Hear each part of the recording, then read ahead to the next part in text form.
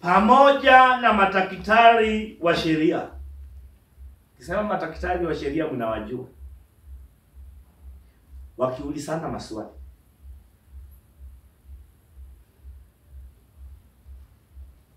Tunamuona Yesu katika vitabu vya Injili nne na madaktari wa sheria wakiulizana maswali. Na jambo linalofuata tunaona Yesu anaomba. Tunaona akiomba. Luke chapter 3:21. Luke chapter 3:21.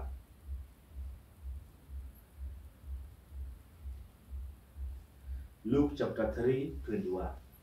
Ikawa watu wote walipokwisha kubatizwa, na Yesu naye amebatizwa, naye anaomba, mbingu zikafunuka. Haleluya. Mbingu zikafanya nini? Zikafunuka.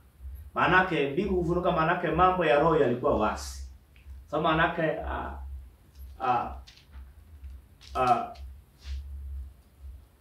maandishi ya manake yani mambo ya roho inakuwa iko open, inakuwa wazi kabisa. Unasikia katika ulimwengu wa roho, unapata maono. So Luka anasema alikuwa anaomba. Yesu alikuwa anaomba. Ndio katika ubatizo wake Yesu. So tunaweza kusema katika ubatizo wake Yesu alikuwa akiomba. Katika ubatizo wake Yesu alikuwa akiomba. So inatupa picha kwamba hata Yesu before aenda kubatizwa alikuwa akiomba. Yesu before aenda kwenye ubatizo alikuwa akiomba. Kwa hiyo shughuli yake ya kwanza ilikuwa kwamba alikuwa anaomba. Yaani hiyo ndio shughuli yake ya kwanza. Alikuwa akiomba. So kabla hajaenda kwenye kibatizo alikuwa anaomba. Sasa tukaangalia pia Luka chapter 5:16. Before tuingie kwa maombi. Luke chapter 5 verse 16. Lakini yeye alikuwa akijiepua, akaenda mahali pasipokuwa na watu akaomba. Akaenda mahali pasipo watu akaomba.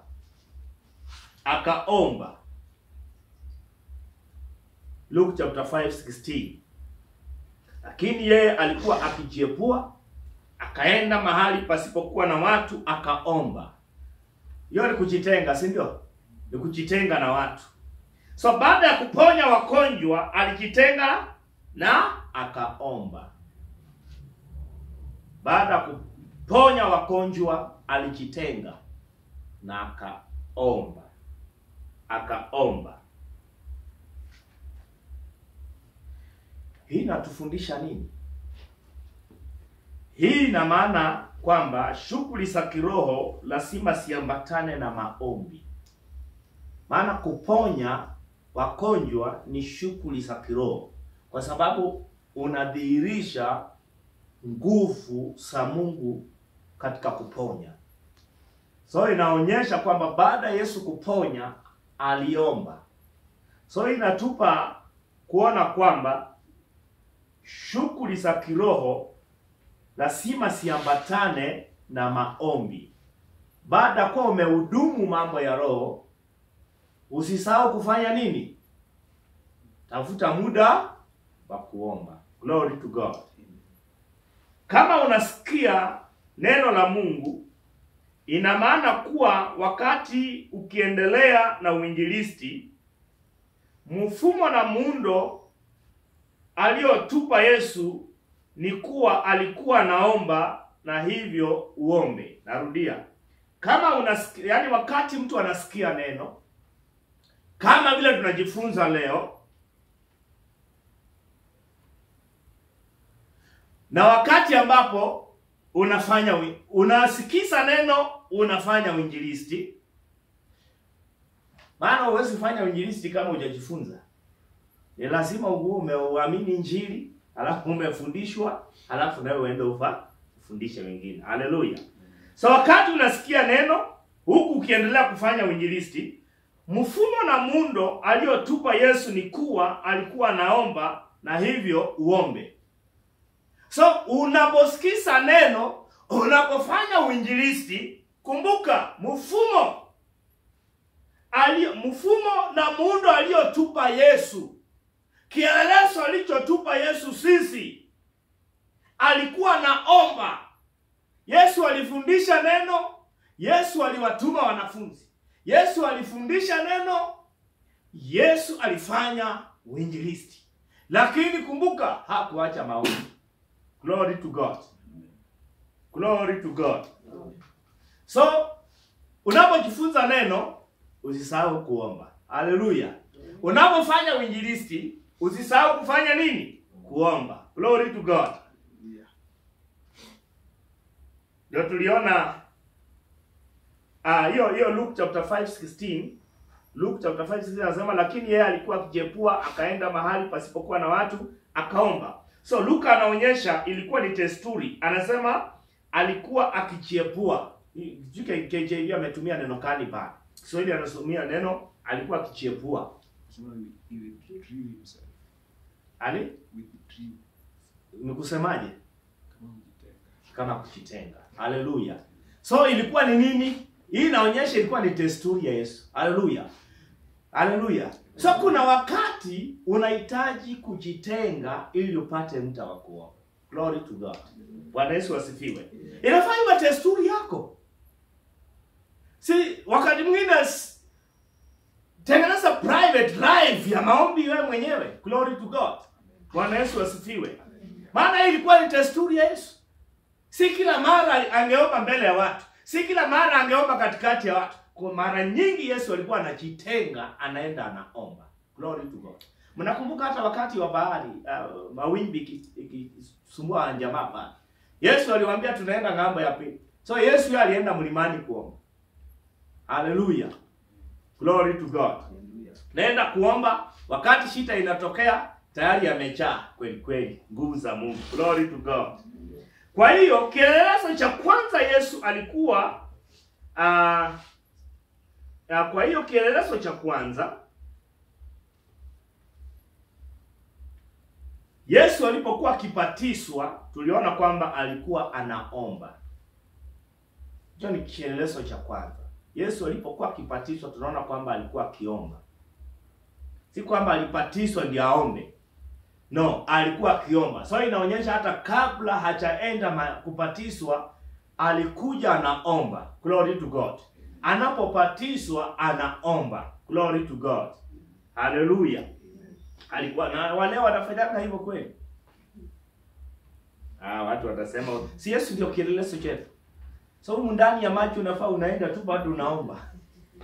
Haina wale unaenda huko maji inakuletea shida, kwanza unarukaruka huko ndani. Maajabu kabisa. So kielelezo cha kwanza unaona alikuwa anafanya nini? Anaomba. Alafu baadaye anajitenga baada ya huduma na anaomba. Yaani baadaye tunaona kwamba baada ya huduma Yesu Kristo anaomba. So anapofanya huduma, baada ya kumaliza huduma anaenda kuomba. Glory to God. Huyu ndio kielelezo kwetu. Kwa hivyo kuna mfumo kuna mfano na kuna mfumo na muundo. Ninapaswa kuwa na wakati wa kujitenga na kuomba. Nasema kwa hivyo kuna mfano, kuna mfumo, kuna muundo. Manake ninapaswa kuwa na wakati wa kujitenga na kuomba. Mimi sijui wewe huwa unajitenga kiasi gani ili upate kuomba. Na baada maombi ya wakati unajitenga ukiomba unakuwa na muda mzuri pia wa kuomba. Unaona tu mtu anakuwa unashindwa anaomba saa ngapi. Haleluya. Kuna wakati anaomba.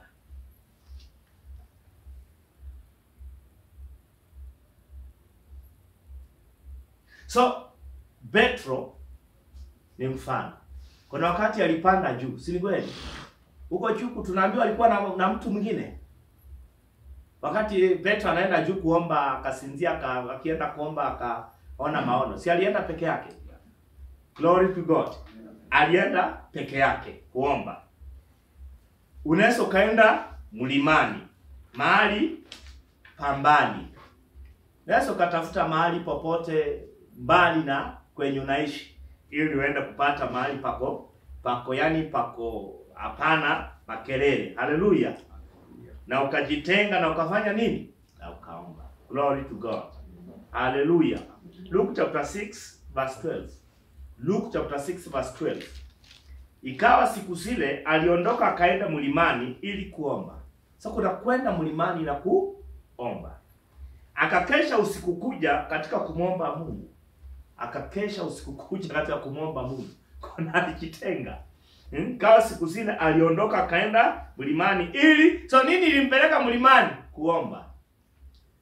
Na akakesha usiku kuja. So hapa akakesha usiku kuja, si hapa tutafuti Ufunuo. Na pia si Luka ya picha, hii ni real. Haleluya. Usiku kuja.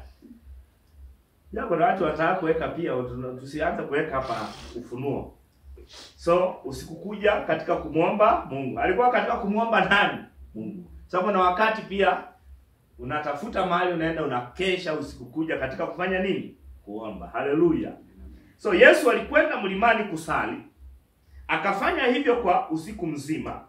Maana yake ni muda usiopungua masaa 12, na akaondoka usiku akaondoka pale. So maana yake usiku kuja, maana yake si obvious karibu 12 hours. Usiku wote. Yeah. Yesu aliomba 12 hours. So nataka kuniambia ukiwa peke yako ni nini nyingine unafanya? Unapika maombi. Na ukumbuka ni usiku. Na si unajua tu obvious ya mlimani huko, kama ni mahali pa umejificha huko hakuna mataa. Haleluya. So unaweza kosa hata koroboi ya kusoma Biblia. So unajimwaka kwa kuomba 12 hours. Haleluya. Unalala chini, unapika makoti, unasimama 12 hours. Unaweza?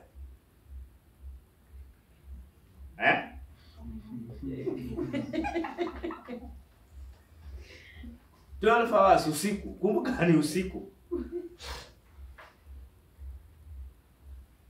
Ayasikia, unapokuwa na mkutano mzuri, semina nzuri, hakikisha unajua cha kufanya mara moja baada ya hapo. Na cha kufanya hapo ni nini? Maombi. Tunapokuwa na mkutano kama huu, tunapokuwa na semina, tunapokuwa na ibada, tunapokuwa na mikutano yetu, hakikisha unajua cha kufanya mara moja baada ya hapo. Yaani baada ya mkutano hakikisha unajua nini cha kufanya. Na nini cha kufanya hapo ni nini? Is to pray. Hallelujah. Is to pray. Ni kuomba.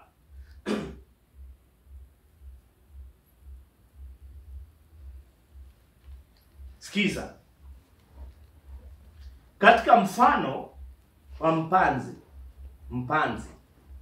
Shetani alikuja mara tu neno lilipopandwa. Haleluya. So inaonyesha wakati unajifunza neno la Mungu, ni nini cha kufuata immediately. Lakini baada ikiisha, hata sijai sikia mtu anasema mimi watu nataka tu watu waende waniache huko ndani. Tujaribu hata wengine wajaribu, situende wewe. Unakula tu kona pole, situende wewe. Unawakula kona alafu mwisho unaambia mimi bado niko huko. Alafu naomba mpaka saa 12 ama mpaka saa 1 ndio utoke. Nani? Utawakuta wapi? Watu ni kuangalia saa tu. Pastor siyaseme tu sasa tutamalizia Sunday inayokuja. Akishamaliza tu papa, hata wengine maombi ni kama nawasumbua. Nataka waambie sasa tumemaliza mafundisho leo, tutaendelea Jumapili inayokuja. Kwa mikono ni kubariki.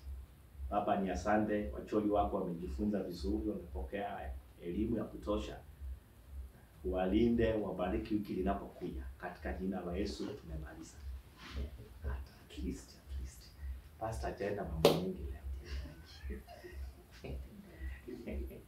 Glory to God. Sisi kama viongozi tunafaa tuwe kielelezo. Hallelujah. Glory to God. So kumbuka mfano wa mpanzi. Baada tu ya mbegu kupandwa, yaani nasema shetani alikuja tu mara ya tu neno limefanywa nini? Yaani mbegu inapandwa pap, shetani akaingia. So kabla ya kila kitu, shetani anakuja kumake sure kwamba alete distraction. Hallelujah. Ili kila ambacho ulipokea kisifanye nini? Kisilete masao. Bwana Yesu asifiwe. Hallelujah. Kisilete masao. Nataka tusimamie hapo kwanza tuombe. Nataka tusimamie hapo kwanza tuombe. Tuchangamke at least ili tunaweza pause kwanza tupate muda wa kuomba.